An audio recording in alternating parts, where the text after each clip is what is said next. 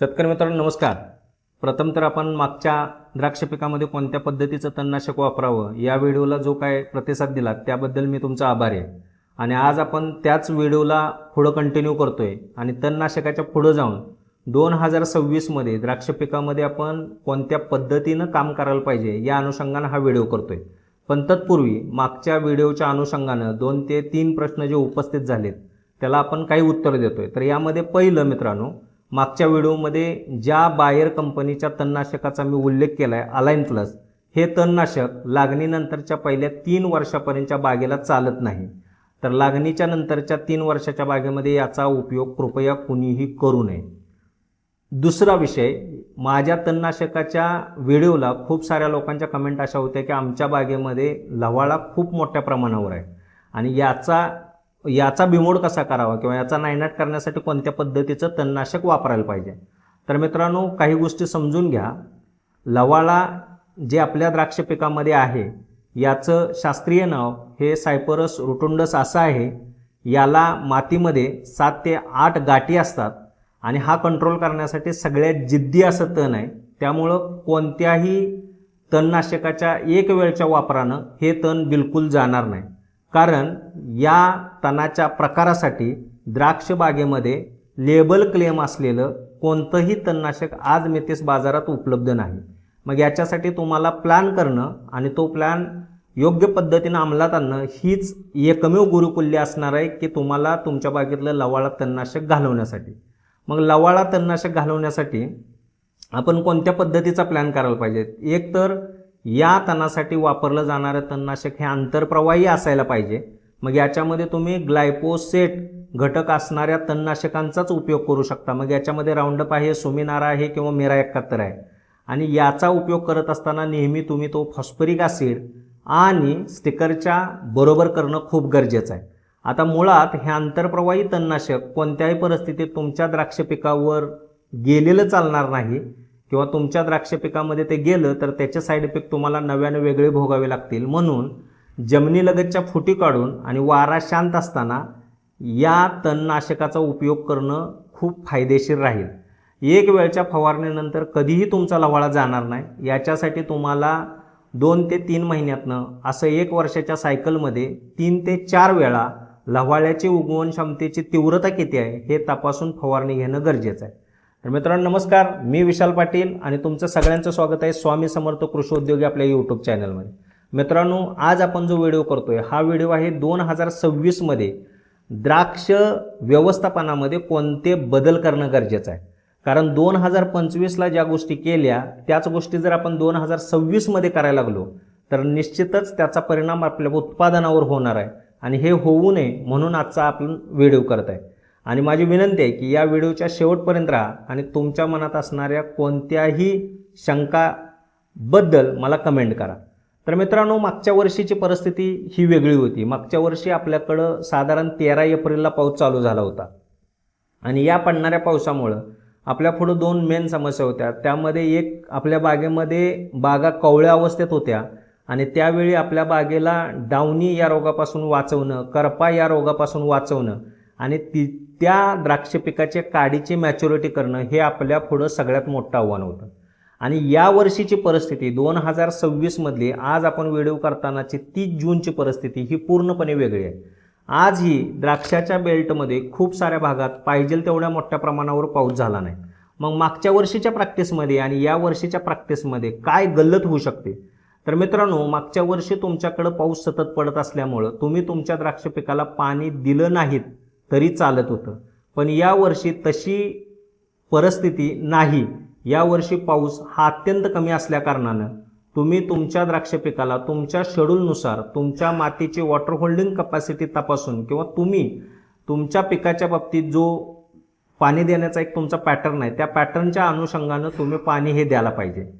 काडीची maturity यावर्षी खूप मोठा विषय नाही, पण विषय खूप मोठा हा आहे की यावर्षी कमी असलेला पाऊस आणि पोषक असलेलं वातावरण याच्यामुळं द्राक्ष पिकामध्ये बगलफुटी, ज्याला आपण खोडा म्हणतो, ह्या खूप मोठ्या प्रमाणावर वाढत आहेत. आणि वाढलेल्या बगलफुटी ह्या खूप जोम धरत आहेत किंवा जोरात वाढत आहेत.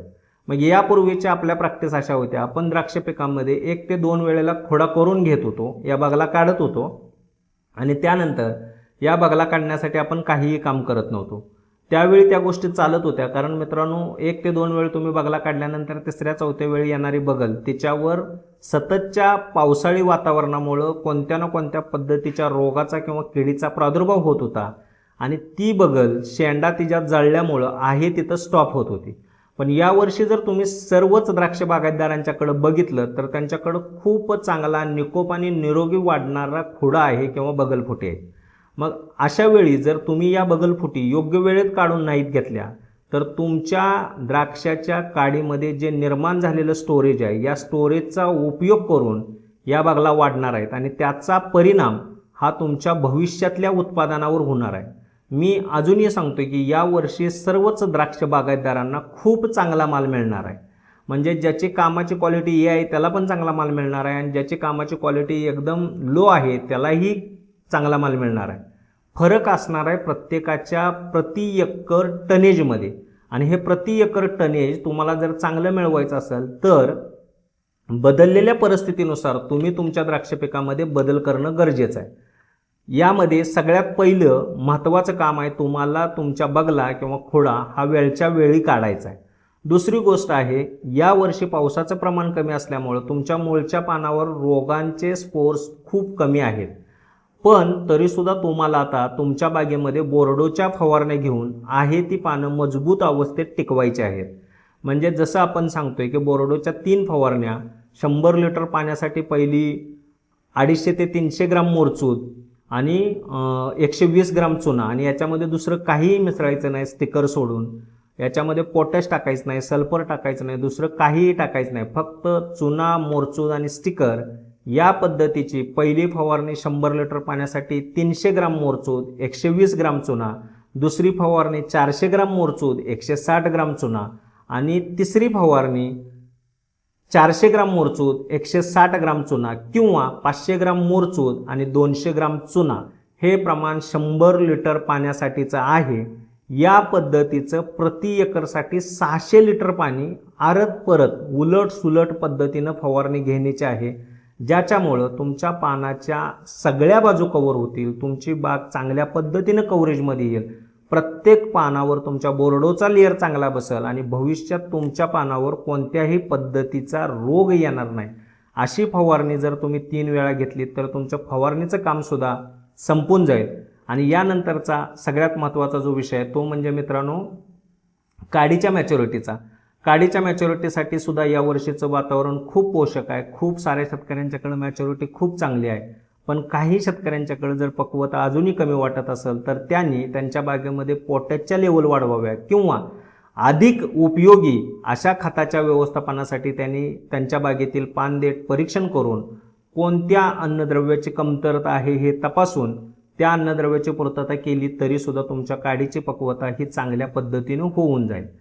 मात्र यावर्षी सर्वच शेतकऱ्यांना येत असलेली सगळ्यात मोठी समस्या जर कोणती असेल तर मित्रांनो यावर्षी तुमच्या द्राक्ष पिकामध्ये वाढत असलेला मिलीबग आणि हा मिलीबग तुम्हाला यावर्षी कंट्रोल करणं खूप अवघड आहे. कारण प्रत्येक वर्षी खूप मोठ्या प्रमाणावर पडत असलेल्या पावसामुळं आपल्याकडं झाडावर खोडावर असलेला मिलीबग हा ऑटोमॅटिक पावसाच्या प्रेशरनं धुवून जात होता, त्याची संख्या कमी होत होती, त्याची तीव्रता कमी होत होती. पण यावर्षी पाऊस कमी असल्या कारणानं खूप मोठ्या प्रमाणावर मिलीबगचा ब्लास्ट झाला आहे आणि यासाठी तुम्ही मिलीबगसाठी योग्य औषधाचं ड्रिंचिंग करणं. आता खूप साऱ्या शेतकऱ्यांना या व्हिडिओमध्ये माझ्याकडनं औषधाचं नाव पाहिजे असतं, पण मित्रांनो तुम्ही थोडं कष्ट घेतलं आणि मला फोन केला तर मी तुम्हाला औषधाचं नाव नक्की सांगेन.